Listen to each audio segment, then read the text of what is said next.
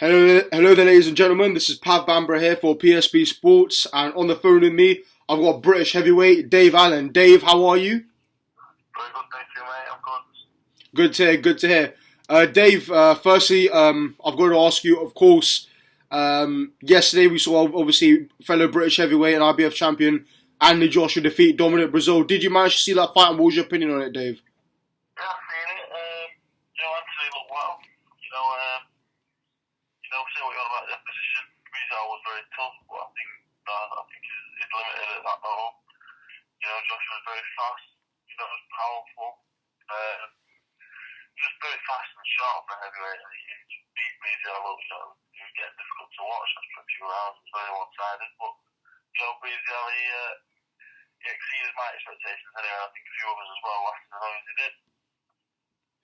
In your opinion, Dave, obviously there's a lot of people shouting out to call and fight Anthony Joshua. There's so many people, who want to fight him. Is that a fight you would want in the future, Dave? And obviously, when you're watching him, are you seeing certain chinks in his armor which you believe you can exploit in the future? Yeah, of course. I think every heavyweight right now in the world, with any ambition, the fight, everyone wants the world heavyweight champion. Of course, I want to do it, but I didn't want to achieve that. I want to achieve anything like that. I know Anthony very well, because a lot in the past. He's a very good fighter, but there's a lot of chinks in his armor. There's a lot. He's nowhere near the finish article. I don't think Dominic Breazeale will help him, build that bridge to get towards the level of Fury and Klitschko, but it's all right. You definitely see that it is all right. He's got everything going for him. It's just a case of if he keeps improving like he is, he will take some beating in the years to come, because I know personally that trains hard with him, so and he's got all the physical attributes, so yeah, he's going to be a very dangerous man in the coming year. Also, Dave, just out of question that I'll move on to you in a sec, but I mean, there's always talk about Wilder Joshua, Fury Joshua. I mean, who do you think wins out of Fury and Joshua and Wilder? I mean, and who would you think is the number one heavyweight in the world right now? Tyson beat Joshua right now. I think he beats him. I think Tyson is just too good. He's too good a boxer. He's too big. It's sparring them both. I think Tyson is just a stylistic nightmare for Anthony. He's just all right for him. Obviously, Anthony can punch you against Tyson.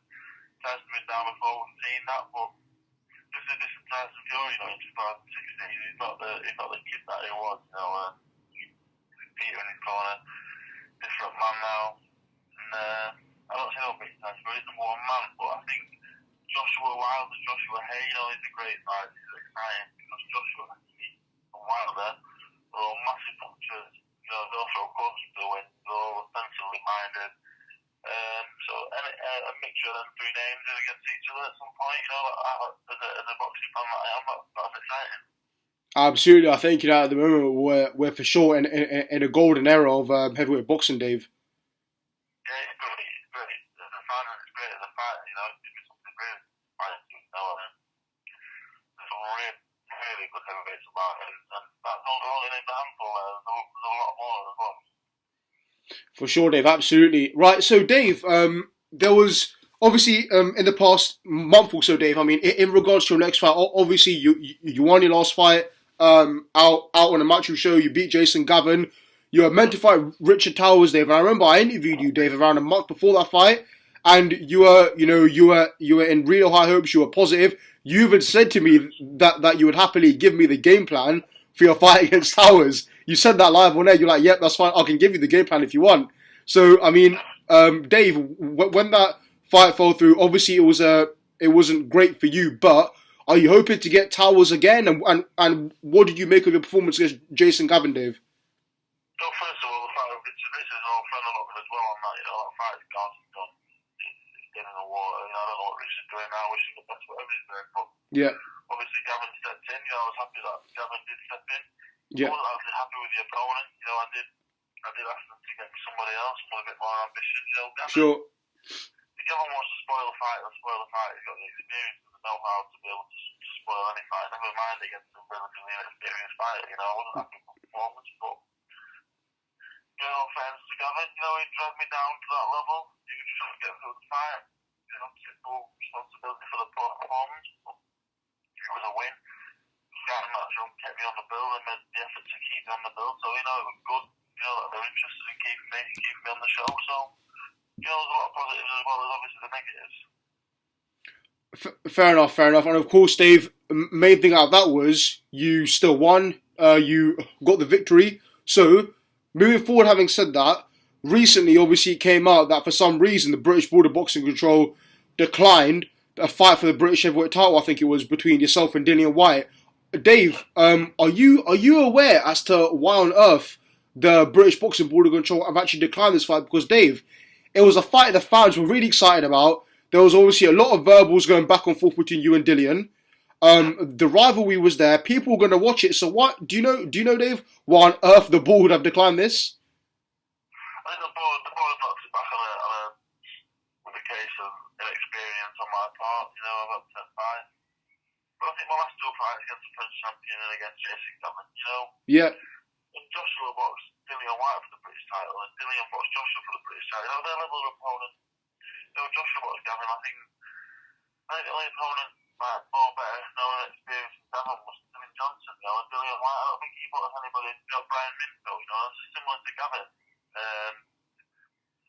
So I don't know. It is a bit frustrating. At the same time, I can understand it. I've only had one fight. You know, Sure.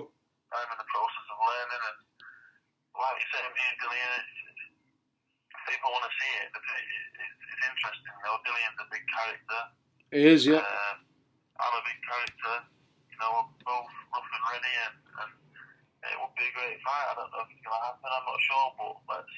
You know, I'm hoping it's gonna happen at some stage. You know, Dillian obviously, in terms of his career, he's a lot further on from me. The Joshua fight, they gave him a platform, and you know, good luck to him. But you know, I can see it happening at some stage. You know, even if it's not so as people and I would like it to. You know, I think it'll happen at some point if I keep with it. Sure. I mean, you know, you mentioned there, Dave, that there's been a lot of verbals between yourself and Dillian. I mean, when I spoke to him, when I interviewed him, obviously last month in Chelsea for his announcement for Matchroom, he said that he basically said that he wants to smash you. He'll come to Doncaster and fight you. He said that the board declined the fight because they were worried for you, so on and so forth. Do you have any response to that, Dave? I mean, do you want to, you know, plant your foothold in this fight in the future? Do you have a response to what he said? Yeah, obviously I want the fight. It's a case of everyone wants to see the fight. I want to be involved in fights where people want to see it. I don't want to fight Jason Gavin. He doesn't want to fight Ezekiel Bakary.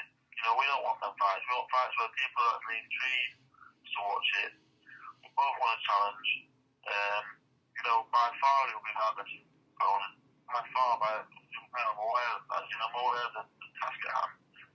I don't think he looked that bad last night. He's a big, strong man. When I fight him, I'm not going to be fighting. I'm not going to be moving and dancing. I'm going to be there in front of him. So, you know, it's harsh to judge him on last night. The same way I feel it's harsh to judge him on the Gavin fight. You know, I'm open for the fight. Both of us agreed to the fight. The fight was good to go. Till the board knocked him out, the fight was a done deal. It was agreed. Yeah. So, we both want the fight. And like, if you know, if Matchroom can sort it out, for whenever, I'm ready whenever. Obviously, he's fighting July 30th if he's got a successful opponent. He gets through that, you know, I'm ready and waiting. Like I say, it's not a case of if, it's a case of when. It's a case of it makes sense, you know. The fight doesn't happen for the next 6 months, so he's moving on towards CHISORA and Joshua. Obviously, I want to miss that boat. So, it's all dependent on if we can make it happen. Obviously, I'm ready and willing to go, you know, whenever. Obviously, Dave, Dillian Whyte's a very vocal character. You know, at times when it comes to, for example, when he fought Joshua, there was a big rivalry there. There was a lot of back and forth. There's obviously a bit of a rivalry there between you and Dillian. When it comes to the press conferences and stuff, are you going to engage in verbal battles with him, or are you mentally going to stay on the path on thinking about the fight purely? Yeah, you know, if the fight does indeed go ahead, yeah, and it gets announced, as of right now, the fight's not happening. There's no agreement. There's nothing in place whatsoever. So, you know, I'm not even even really thinking about it. If it happens, it happens. I want it to happen. That's wrong. I do want it to happen. I want it to happen rather badly as well.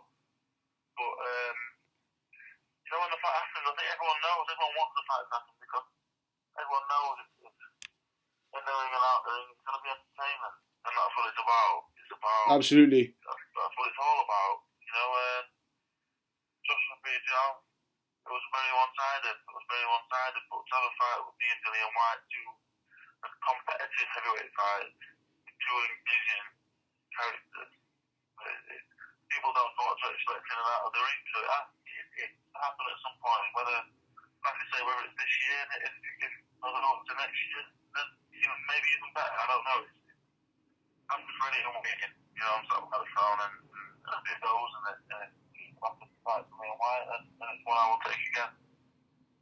Sounds good. But Dave, obviously, since that knockback, have your management been in contact with you in terms of future plans? Because obviously your last fight was in March. It's been 3 months, and obviously for a young, strong, and active heavyweight such as yourself, you want to be someone who's fighting regularly, I assume. So having said that, has your management also been in contact with you about your next fight day and an opponent? Yeah, I believe I've got my national bill in September in Sheffield, and that's where I was originally settled in to fight Whyte for the British. I'm on the bill.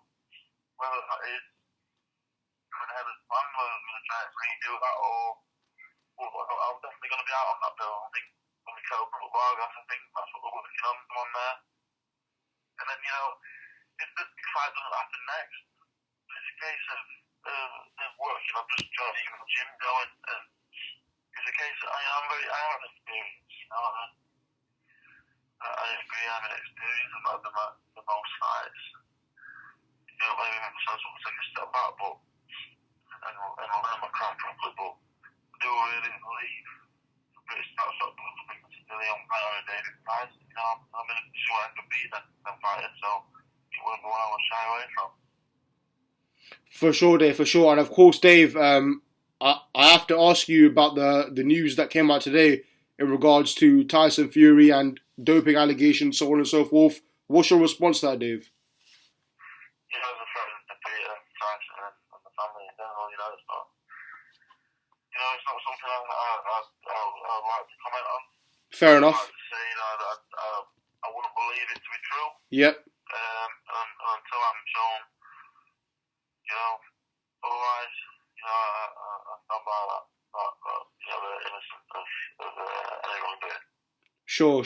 Fair enough. And Dave, of course, I mean, from a fan's perspective, you know, we heard about his ankle getting badly hurt on around Thursday or Friday, I think it was. So obviously, I think everyone wishes him, you know, good health and obviously a speedy recovery, Dave.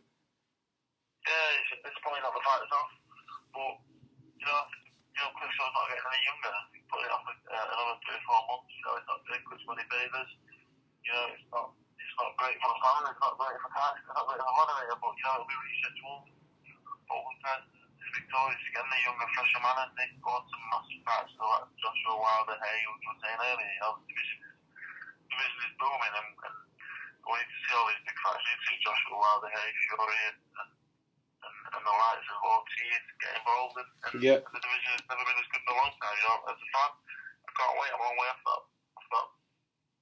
the likes of the names I just mentioned. So as a fan, I'm going to sit back and enjoy it. Absolutely, Dave. And you know, overall, Dave, I would have to say, I wish you all the best. I hope, you know, a big good fight comes around for you soon. I hope you can fight for that British.